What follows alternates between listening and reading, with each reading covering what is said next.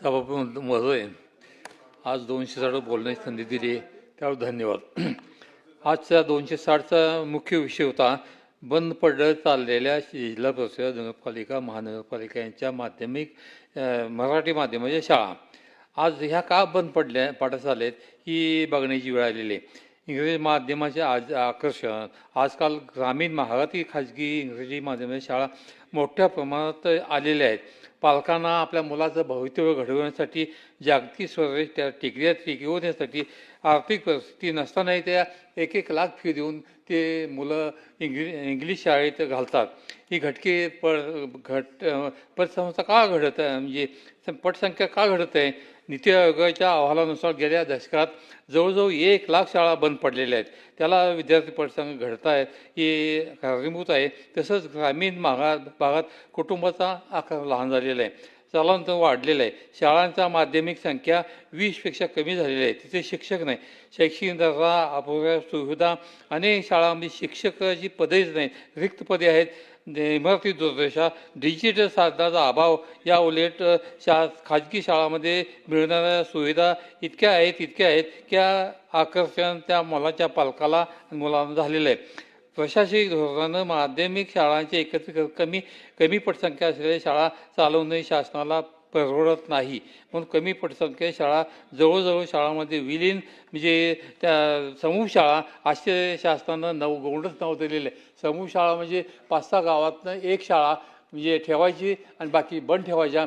त्या मुलांना तिथं येण्यासाठी एस टीला भाडं द्यायचं. मुलींना शक्य आहे का हे? म्हणजे मागं ज्यावेळी 10 महिने एस टी बंद पडली त्यावेळी आमच्या 16% मुलीची शाळा बंद झाली. का? वाडी वस्त्यावरून मुली येत होत्या पण त्या येऊ शकत नाही, त्यामुळे बंद पडली. अशा शिक्षकाच्या म्हणजे शिक्षक अध्यापन शिक्षणाला अध्यापन सोडून अनेक कामं, शासकीय कामं लावलेत. अगदी मतदार याद्या असू द्या किंवा कुठं जनगणना असू द्या, कुठेही असू द्या, अनेक त्यांना कामं लावलेत. त्यामुळे त्याला शिकवायला वेळच मिळत नाही. हे सगळं थांबलं पाहिजे. बदल स्वीकारण्यात समर्पित शिक्षकांचा अभाव, जे नवीन येतं आहे ते शिक्षक आमच्या आज स्वीकारू शकत नाही. त्यांना जुन्याच पद्धतीने चालायचं आहे, जायचं आहे आणि नवीन पद्धत त्यांना नको आहे. त्यामुळं शाळा ओस पडायला लागलेत. ही पण ध्यानात घेतली पाहिजे. मानसिकता नसते.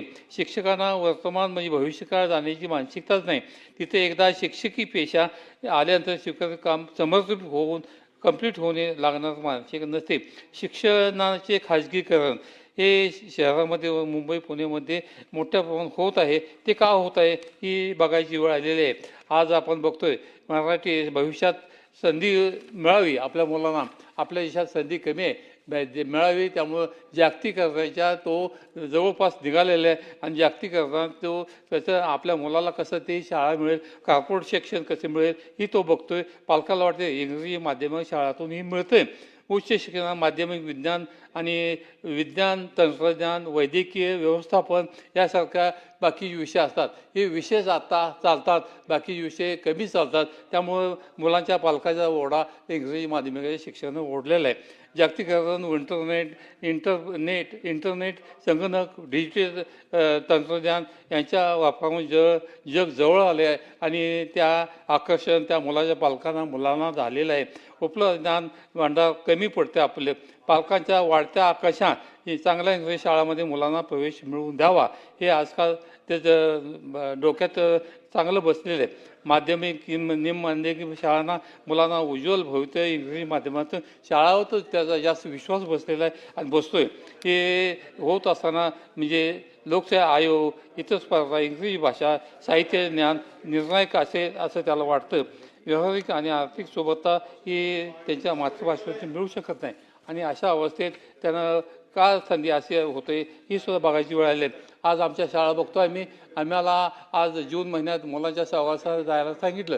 गेलो आम्ही. मुलांचे पालक आले होते. पालक काय म्हणले की आता बाकीच्या शाळा बघा आणि आपली शाळा बघा. गळकी शाळा, पडकी शाळा, कवलं नाहीत आणि त्याला म्हणजे साधा टॉयलेट ब्लॉक्स होत नाही. अशा शाळेत आम्ही कशी मुलं घालायची? बाकीच्या शाळांना किती व्यवस्था त्यांनी ठेवली बघा आणि आमच्या शाळेत काय असं होऊ शकत नाही ही त्याने मुलांच्या पालकांनी आम्हाला स्पष्ट सांगितलं आणि हे काय चुकीचं होतं असं नाही. कुठंही टॉयलेट ब्लॉक नाही. एखाद्या शाळेत चांगलं टॉयलेट ब्लॉक आहे, बाकीचे टॉयलेट ब्लॉक नाहीत. आणि अशा अवस्थेत म्हणजे कुटुंबाचा आकार छोटा झाला आहे, 20% संख्या कमी झालेली आहे, शैक्षणिक आपण कमी पडलेलो आहे. या सगळ्यातून आपण मागं पडत चाललेलो आहे. आणि आमच्या म्हणजे ज्या सामान्याच्या शाळा आहेत त्या बंद पडायला चालले का, त्याला त्याचा मुलगा पुढं न्यायचा आहे आणि त्याला आजच्या कॉम्पिटिशन टिकायचं आहे, पुढं न्यायचं आहे, त्यासाठी तो धडपडतोय. पाहिजे स्वतः काही कमी पडलं तर बघत नाही, पण मुलाच्या शिक्षणासाठी पैसा घालतो, एक लाख फी देतोय आणि मुलं चांगली शिकली पाहिजेत असं वाटतंय का, त्यातून आपल्या पिढ्याचं दैन्य त्या संपेल असं वाटतंय त्याला. आणि काय चुकीचं असं आमची अशी मागणी आहे की शिक्षण 6.5% त्या म्हणजे एकूण बजेटमध्ये आलं पाहिजे, पण 2.5-3% पुढे जात नाही. तुम्ही 6.5% टाका त्याच्यावर. शाळा चांगल्या होत्या, नवीन होऊ द्या, डिजिटल होऊ द्या आणि अशा पद्धतीने मुलं कशी येत नाहीत बघूया. शिक्षक चांगले द्या. आज शिक्षक चांगले नाहीत. शासनानं म्हणजे रिटायर झालेले शिक्षक नेमले, म्हणजे ते त्यांनी शिकवलंच नाही. शेवटी ते कंटाळा होता, म्हणजे शिकून कंटाळा होता आणि पुन्हा त्याला शिकवायला लागलं. हे कितपत योग्य आहे. आमची मत असे आहेत की बाबा ज्या नवीन मुलं आहेत त्या उत्साह आहेत त्यांना द्या, त्याला काय पेमेंट द्यायची द्या, त्याला शाळा ताब्यात द्या, त्याला मुलं आण म्हणून सांगा आणि मुलं चांगली शिकवा म्हणून सांगा. असं झालं. आणि इंग्लिश माध्यमात म्हणजे ज्ञान सेमी इंग्लिश चालू केलं पाहिजे. असं झालं तर ह्या शाळा टिकतील, पुढे जातील, मुलांचे पालक मुलं आपली शाळेत घालतील, अशी त्याची अपेक्षा आहे. आमची अशी अपेक्षा आहे की बाबा त्यांना आवश्यक ती बजेट द्या, शाळा चांगली होऊ द्या. या म्हणजे 260चा पुढचा विषय होता मुंबईचे नाले सफाई. हे काय नवीन नव्हतं, आम्ही खूप वर्ष झालं ऐकतोय. नाले सफाई पावसाळा आला की ही विषय चालू होतोय आणि तो कधीच संपला नाही, संपेल असं वाटत नाही. पुण्याला तर मुळा मोठा नद्याला नाला केलेला आहे. अशा पद्धतीनं ही सगळं चाललेलं आहे. आणि महागाईचा विषय सगळ्यांनी मांडलेला आहे. यात सुद्धा विषय महागाई म्हणजे कमी होऊ शकत नाही का, कमी होण्याचं म्हणजे त्याची अवस्थाच नाही.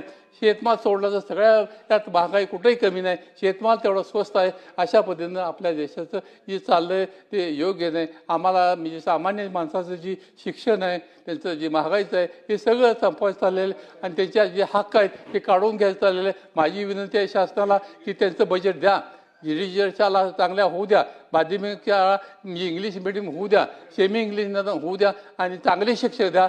मुलं किती कमी आहेत बघू नका, सामूहिक शाळा बघू नका, त्याला प्रत्येकाला एक तुकडीला एक शिक्षक द्या आणि अशा पद्धतीनं आमची मुलं कशी पुढे जाते ते बघूया. नवीन शिक्षक द्या, नवीन शिक्षक ते मुलं जमवतील, त्याला शिकवतील, चांगलं शिकवतील आणि शाळा पुढे नेतील, न्यावी अशी आमची अपेक्षा आहे. आणि शासनानं सुद्धा हे केलं ते घडू शकतं, घडवा अशी म्हणजे धन्यवाद.